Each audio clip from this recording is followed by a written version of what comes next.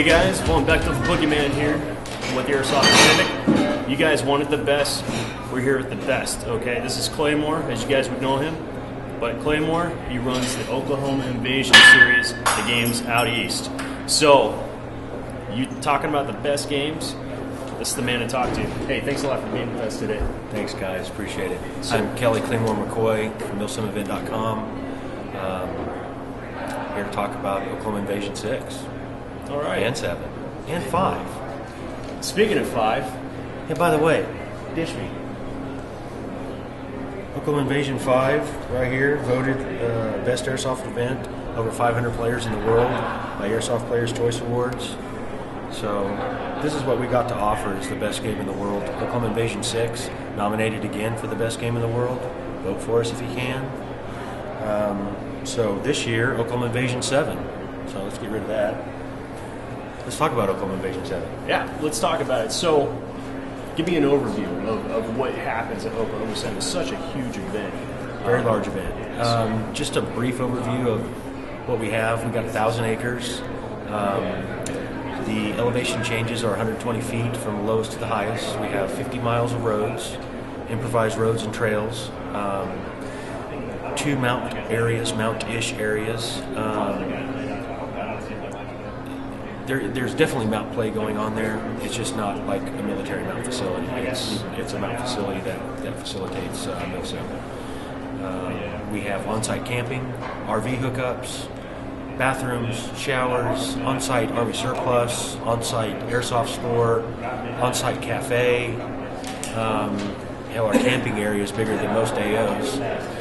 Power if you need it, charge batteries all over the place. We just offer just about everything the player needs to come and stay. That's awesome. And obviously with that much space, you need to get around because you're not just going to hoof it everywhere, right? What kind of vehicles are people expecting out there? Vehicles are a major part of our game at Oklahoma Invasion. First of all, we've been known to use helicopters. Last year we had 2. Invasion 5 we had 1. This year, we don't know, I'm not going to say. We do have 2 armored APCs. 1 fast attack tank, an M113, about a dozen deuce and a halves. We have an MLRS system, kind of concocted and made, but it's cool nonetheless. And then all sorts of small military like Cuck V's and Jeeps and Jeep Comanches and old Dodge trucks from the 1950s, military still nonetheless. And pretty much covered it for the most part. ATVs, everything in between. Fast attack vehicles. Some people bring fast attack vehicles like the dune buggies and whatnot, all mocked up as well. Any dirt bikes or anything like that? No dirt bikes. We don't allow plywood armor. Everything must be legit or as close to legit as you can. We try to maintain the MilSim aspect, and so bright red vehicles are not really allowed for a fast attack vehicle. We'll have rules and regulations in place.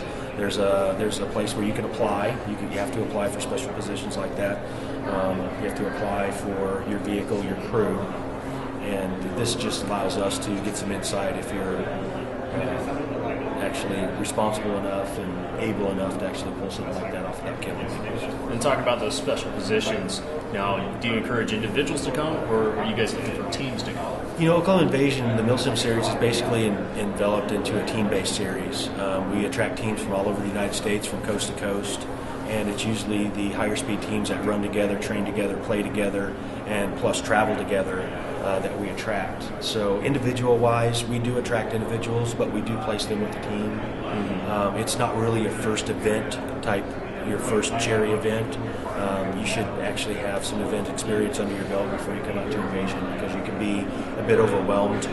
Usually you're not prepared with your weapons, your gear, your mental aspect, nor your team cohesion. So we recommend that you play a couple years and do some local events, so when you do apply, you can show some backup on what you've done in the past. And you're looking for the players who are really dedicated to MilSim, got the mid-cap or even low-cap, regular mags. You're exactly right. And you're looking for that kind of genuine experience. Yes, we attract players that are really into the sport of MilSim. We do have some airsoft players that show up that try out MilSim for the first time and realize that airsoft is airsoft and MilSim is something very different. Now, you're not just a promoter. You're a player, aren't you? I'm a player. And because you're a player, what's that mean to you when you're doing an event like this? You know, we started Milsim event because we could not find what we needed as a player. We came out of our third year playing. It's a pretty cohesive unit, pretty cohesive travel team, and we just could not find the event that we were looking for. And if it wasn't out there, we needed to create it. So we started creating smaller events. It started out with Beauty Queen, and we had the Oklahoma, Mrs. Oklahoma out there along with Tulsa's Prima Ballerina.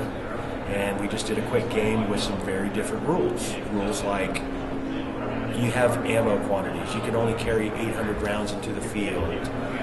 You could only move a VIP from one sector to another every hour. Just odd rules that weren't really in Milsim at the time. And people loved it. And people loved the dynamic game, and we grew from there.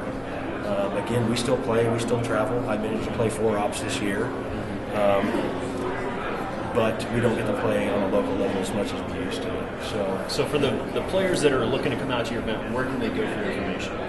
They can go to milsimevent.com. They can go to Milsim Event on YouTube, Milsim Event on Facebook, and our Milsim Event forums is basically where we're going to be releasing information this year.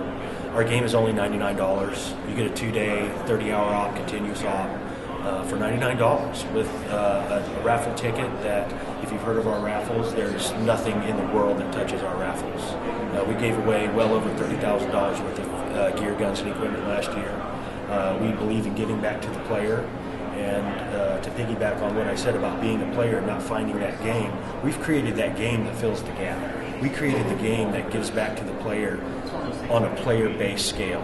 We understand what the player wants, we understand what the player needs, and we cater to that player's needs and the team's needs. So. And if you guys aren't familiar with the Oklahoma Invasion, you can check out their videos on YouTube and see just the level of intensity of those games. It's something that's pretty much unmatched in the Northwest. And so if you have the money and the equipment and you've got the crew, come on out and meet us. It's all about networking and having a good time. And our event is a 3-day event. Some turn it into 4 and 5 days. We can let you come early in camp. You can stay late in camp. We have barbecues going on afterwards. People build bonfires in the middle of the night and sit around and talk. It's all about the camaraderie and meeting and networking with new people. And the caliber of player that we've attracted is attracting more of that caliber of player. And we seem to be networking every single year. And you'll meet people from across the United States, like-minded people, and develop new relationships and have a good time. And just build community, which is what we're all trying to do. Exactly. Yeah, we are a community as a Milsim community. If you look out there, you will see a difference between an Airsoft community and a Milsim community. And we like to think that we're helping out the Milsim community as best we can. Excellent. Well, thank you very much for your time. Thanks. Again, milsimevents.com, and check them out on YouTube and Facebook, right? Facebook, YouTube, forums, website. All right. Come see us. See you later.